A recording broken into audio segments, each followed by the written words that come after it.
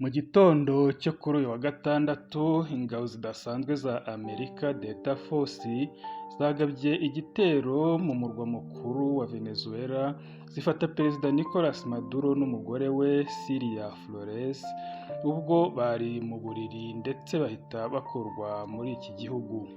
Nyuma y'ifatwa ryabo, Perezida Donald Trump mu kiganiro yagiranye na Fox News yatangaje ko bari mu nzira bajyanwa i New York, aho agiye gukurikiranwa n'urukiko rwa Manhattan ku byaha byo gucuruza ibiyobyabwenge n'iby'iterabwoba.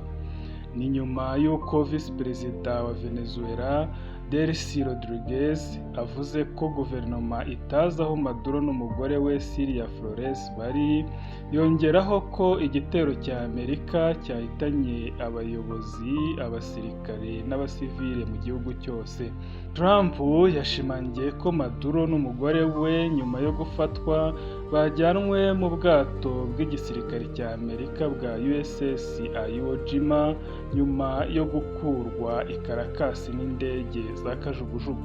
Yagize ati nibyo bari mu bwato bwa Iwo Jima berekeza i New York. Kajugujugu zabakuye aho bari babatwaye neza kandi ndizera ko urugendo barwishimiye, ariko mwibuke ko bishe abantu benshi. Perezida Trump yavuze ko we n'abasirikare bakuru ba Amerika bakurikiranye igikorwa cyose cy'ifatwa rya Maduro uko cyagenze. Ati abasirikare bambwiye ko nta kindi gihugu ku isi cyashobora gukora igikorwa nk'iki. Nabirebye byose nk'ureba filime kuri televiziyo. Niba mwabonye umuvuduko, ubukana bari bafite, ni ibintu bitangaje cyane.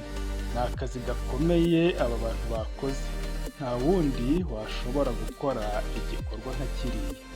Agaragaza ko mu cyumweru gishize yari yahaye Maduro amahirwe yo kwijyana ku neza, agira ati twari twavuganye, nari nabimubwiye ko agomba kumanika amaboko akizana ku neza. Ibi byari bikenewe cyane. Trump yavuze ko abanyavenezuela bishimiye ifatwa rya Maduro kuko igihugu cyari kiyobowe ku gitugu. Avuga ko Amerika iri gutekereza uko Venezuela izayoborwa nyuma y'ifatwa rye. Ubuyobozi bwa Trump bwatangiye gutegura igikorwa cyo gufata Maduro hagati mu Ukuboza. Ku nshuro ya mbere gahunda yaje gusubikwa kubera ibindi bibazo birimo n'iby'ikirere. Iyi gahunda yari igamije gukura Maduro ku butegetsi no gutegura guverinoma y'inzibacyuho igizwe n'abanyavenezuela mbere y'amatora.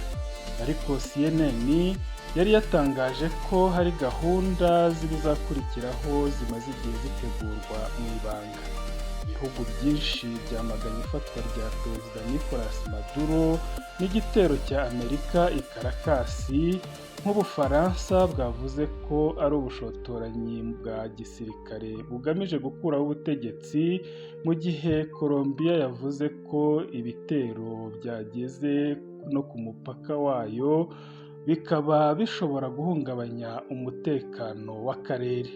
Mu badashyigikiye ifatwa rya Maduro harimo na meya w'umujyi wa New York Zohran Mamdani, wavuze ko ari igikorwa cy'intambara ndetse gihabanye n'amategeko mpuzamahanga. Ngayo nguko rero, reka ngushimire wowe ukurikira ibiganiro byacu, kandi nkubwire ko ushobora gukora subscribe ndetse na like kugira ngo utazacikwa n'ibiganiro byacu by'ubutaha. Yewe reka nsubikire aha, dusubire mu bindi biganiro.